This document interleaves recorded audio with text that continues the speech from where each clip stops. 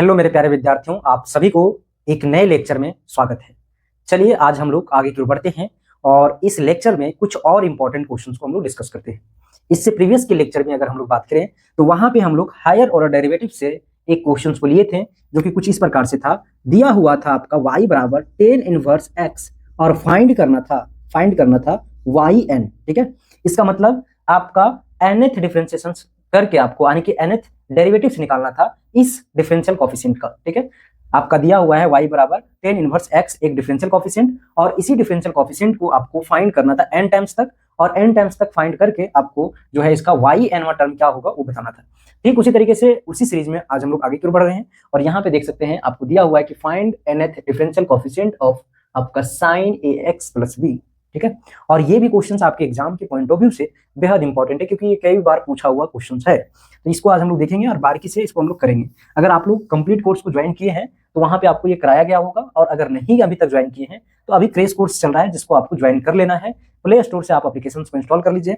SLD का जो mobile app है उसको इंस्टॉल करना है प्ले स्टोर से। आपका SLD educational academy play store पर सर्च कीजिएगा, आ जाएगा ऐप, वहां से इंस्टॉल करके क्रेश कोर्स जो है उसको ज्वाइन कर लीजिए। ठीक है, और अगर ज्वाइन कर लिए हैं तो बहुत बहुत धन्यवाद आप लोगों को, है ना। हमारे साथ जुड़िए और जुड़कर कंटिन्यू शुरू से बेसिक से आप अपना पूरे कंप्लीट जो प्रिपरेशन है उसको कीजिए। ठीक है, देखिए यहाँ पे क्वेश्चन कुछ इस प्रकार से है। यहाँ पे आपको दिया हुआ है जो डिफरेंशियल कोएफिशिएंट दिया हुआ है आपका sin ax प्लस b है। ठीक है, तो सबसे पहले हम लोग इसको लेट कर लेंगे। देखिए क्या है, सॉल्यूशंस में हम लोग बहुत ही पेशेंस पूर्वक इसको समझने की कोशिश करेंगे, है ना, क्योंकि एक क्वेश्चन को समझने के बाद आपका इसी से रिलेटेड एक और क्वेश्चन है जो एज इट इज बनेगा। तो यहाँ पे इसको अगर आप समझ गए तो एक से आपका दो क्वेश्चन बन रहा है।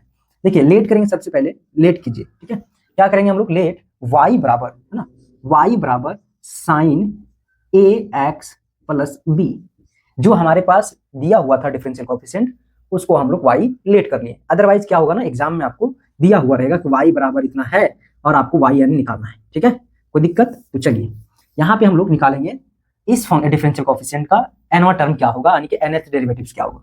तो चलिए इसको डिफरेंशिएट करते हैं। सबसे पहले इसको इक्वेशन 1 मान लीजिए। जैसे इक्वेशन 1 माने, डिफरेंशिएट कीजिए इक्वेशन 1 को now differentiate equation 1 with respect to x के रिस्पेक्ट में डिफरेंशिएट करेंगे। वी गेट हमको क्या मिलेगा, देखिए यहाँ पे वी गेट आपको क्या मिलेगा, देखिए dy बाई dx।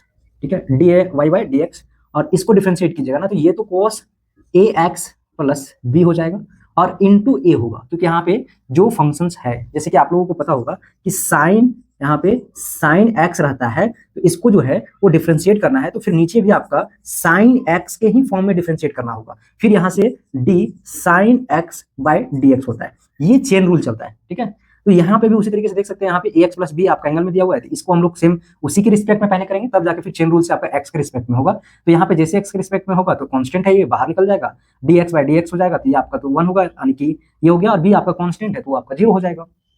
ठीक है, अगर आपको ये नहीं समझ में आ रहा है तो इसको हम और भी आसान कर देते हैं। देखिए डिफरेंशिएट किए, y के जगह पे क्या है, साइन है, ax है प्लस b है, जो y था उस y का वैल्यू पुट कर दिए और इसको हम लोग x के रिस्पेक्ट में डिफरेंशिएट कर रहे हैं। तो सबसे पहले हम लोग क्या करेंगे, यहाँ पे differentiation sine ax plus b, और नीचे जो है आपका यहाँ पे हो जाएगा डिफरेंशिएशन ax प्लस b, क्योंकि जो यहाँ पे फंक्शन है उसी के रिस्पेक्ट में डिफरेंशिएट होता है।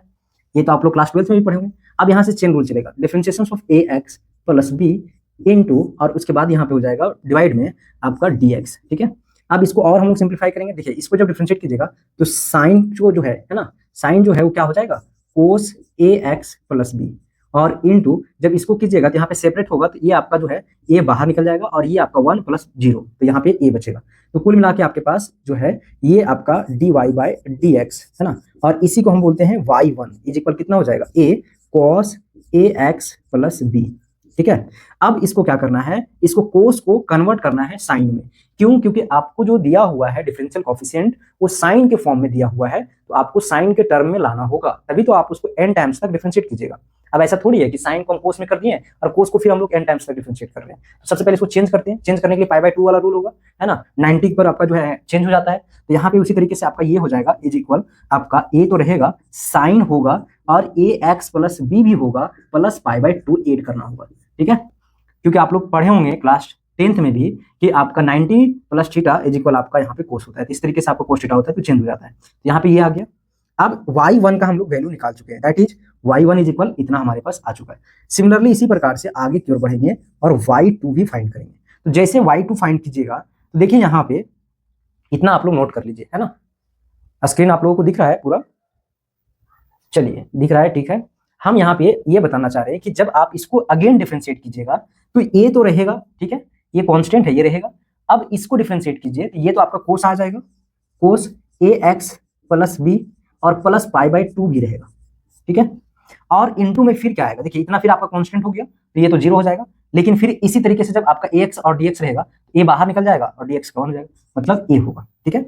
अब यहाँ पे देखिए इसको और अगर हम लोग सिंप्लीफाई करें तो y2 के बराबर हमारे पास आएगा क्या, a² कोस ax प्लस b और प्लस आपका π/2, यही ना आया।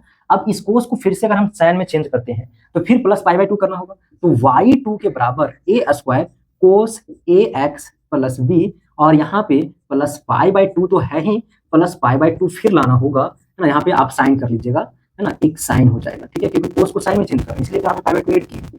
अब y2 के बराबर a² sine ax plus b plus 2π/2 हो जाएगा, ठीक है।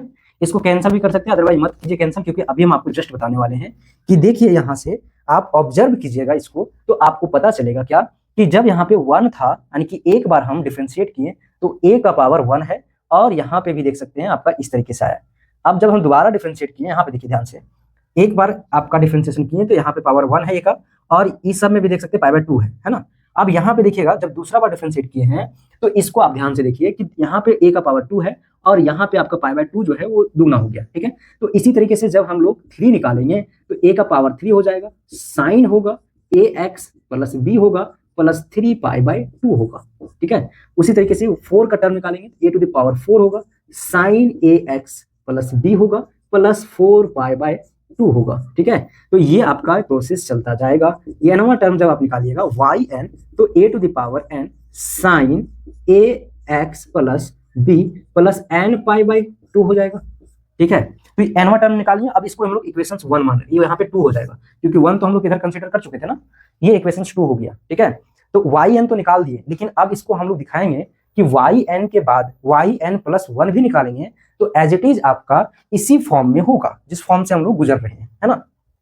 यानी कि बोला जाए कि ये जो आपका फॉर्म है y1 y2, सिमिलरली जिस तरीके से हम लोग आगे की परस्यूट कर रहे हैं, आपका yn प्लस 1 में भी वही काम होगा। तब जाके फिर आपका मैथमेटिकल इंडक्शन से या फिर आपका बोल सकते हैं इंडक्शन मेथड से आपका ये जो है वो ट्रू होगा n इज इक्वल 1 2 3 के ऊपर, और हेंस आपका yn इज इक्वल इतना आएगा। दिखाएंगे हम लोग प्रूव करके अभी, है ना। तो इतना आप लोग नोट कर लीजिए, जैसे इसको नोट कीजिएगा उसके बाद फिर हम आगे की ओर परस्यूट करेंगे, है ना। चलिए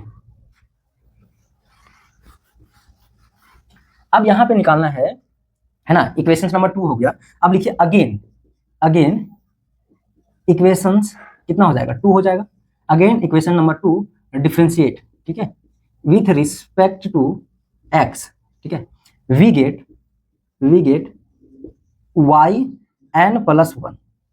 अगेन इसको हम लोग डिफरेंशिएट करेंगे तो एक बार और हो जाएगा, इज इक्वल, देखिए जहां पे n था n प्लस 1 हो गया तो सारे जगह पे आपका क्या हो जाएगा an प्लस 1 और यहाँ पे sine ax plus b plus n plus 1 π/2, ठीक है, ये हो जाएगा। तो इस तरीके से हम लोग यहाँ पे ऑब्जर्व किए कि दोनों का आप अगर n1 टर्म्स निकाल रहे हैं तो भी वही प्रोसेस है एज इट इज, जिस प्रकार से हम लोगों का y1 y2 y3 निकला, और yn प्लस 1 भी निकाल रहे हैं तो हमारा yn के जैसा ही आगे की ओर प्रोसीड हो रहा है। तो यहाँ पे आप लिख सकते हैं कि विच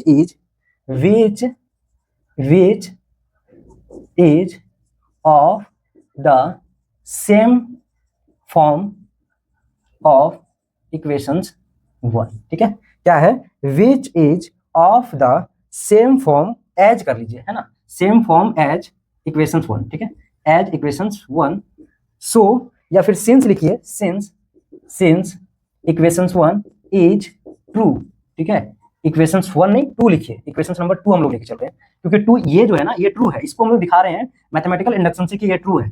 तो आपका जो इक्वेशंस नंबर 2 है, is a true for all n is equal 1 2 3 dot dot, ठीक है।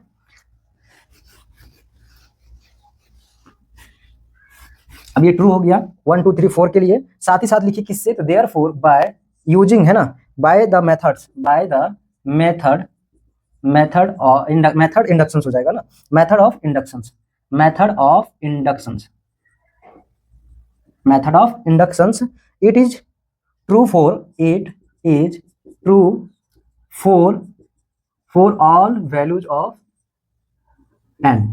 ठीक है, साथ ही साथ ऑल वैल्यूज ऑफ एन यानी कि सभी वैल्यूज के लिए जो है आपका एन के जो सभी वैल्यू है उसके लिए दज लिख सकते हैं, दज एक चीज और यहाँ पे लिख लीजिए है ना, कि दज आपका जो है इस प्रकार से यहाँ पे y बराबर है ना, क्या है, y बराबर sign a x plus B हो, देन आपका वाई एन जो होगा यानी कि nth डेरिवेटिव जो होगा वो आपका होगा कोस ए एक्स प्लस बी है ना। और यहाँ पे आपका इसको आप लिखिएगा, ये आप लिखिए ना, वाई एन हमारा यहाँ पे इसको आप चेंज करना पड़ेगा, इससे अच्छा है कि इसको ही डायरेक्ट लिखिए, वाई एन इज इक्वल क्या हो जाएगा, a to the power n sine a x plus b plus n pi by 2।